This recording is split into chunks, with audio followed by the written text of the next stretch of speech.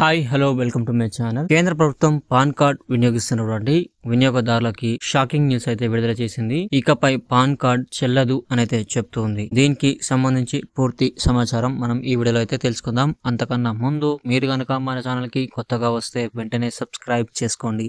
అలాగే ఈ వీడియో మీకు ఎక్కడ నచ్చినా కూడా లైక్ చేయడం మాత్రం మర్చిపోకండి. మీరు ప్రభుత్వ ఉద్యోగ నోటిఫికేషన్లు మరియు ప్రభుత్వం ప్రవేశపెడుతున్నటువంటి పథకాలు, సబ్సిడీ పథకాల గురించి ఎప్పటికప్పుడు ఇన్ఫర్మేషన్ తెలుసుకోవడం కోసం ఇప్పుడే ఇక్కడ కనిపిస్తున్నటువంటి వెబ్సైట్ కి వెళ్ళి మీరు అక్కడి నుంచి ప్రభుత్వం అందిస్తున్న ఉద్యోగ నోటిఫికేషన్లు మరియు పథకాలు, సబ్సిడీ పథకాలు, పోస్ట్ ఆఫీస్ స్కీమ్స్ గురించి పూర్తి సమాచారం అయితే తెలుసుకోండి. ఇక వీడియోలోకి వెళ్తే, కేంద్ర ప్రభుత్వం ఎవరైతే పాన్ కార్డ్ వాడుతున్నారో వారికి కొత్త నిబంధన అయితే విడుదల చేసింది. ఈ నిబంధన వల్ల ఫ్యూచర్ లో వారికి ఆర్థిక లావాదేవీల విషయంలో ఇబ్బందులు ఎదురయ్యే ప్రమాదం అయితే ఉంది. కేంద్ర ప్రత్యక్ష పన్నుల బోర్డు విధించిన గడువు ఇప్పటికే ముగియడంతో లింక్ చేయని పాన్ కార్డులు నిరుపయోగంగా మారే ప్రక్రియ అయితే వేగవంతం చేసింది కేంద్ర ప్రభుత్వం. దీనివల్ల వారి ఆర్థిక లావాదేవీలన్నీ పూర్తిగా స్తంభించిపోయే ప్రమాదం అయితే ఉంది.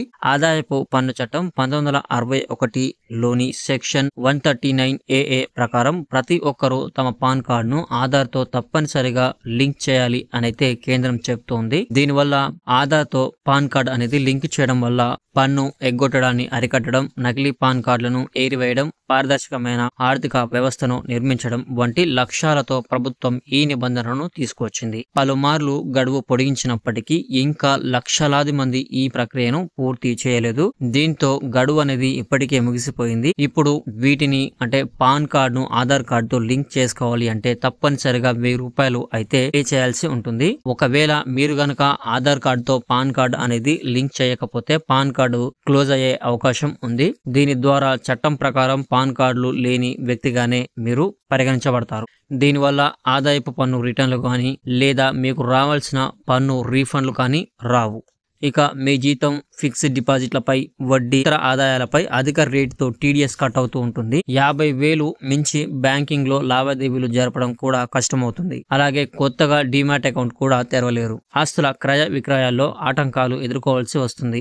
వెహికల్స్ కొనడం గానీ లేదా అమ్మడం గానీ, రిజిస్ట్రేషన్లు ఇలాంటి అన్ని లావాదేవీలు అయితే నిలిచిపోనున్నాయి. ఈ సమస్య నుంచి మనం బయటపడాలి అంటే ₹1000 జరిమానా చెల్లించి పాన్ ను తిరిగి యాక్టివేట్ చేసుకోవాల్సి ఉంటుంది. ప్రభుత్వ నిబంధనలను తేలికగా తీసుకోకుండా వెంటనే మీ పాన్ ఆధార్ లింకింగ్ స్టేటస్ ను చెక్ చేసుకోండి.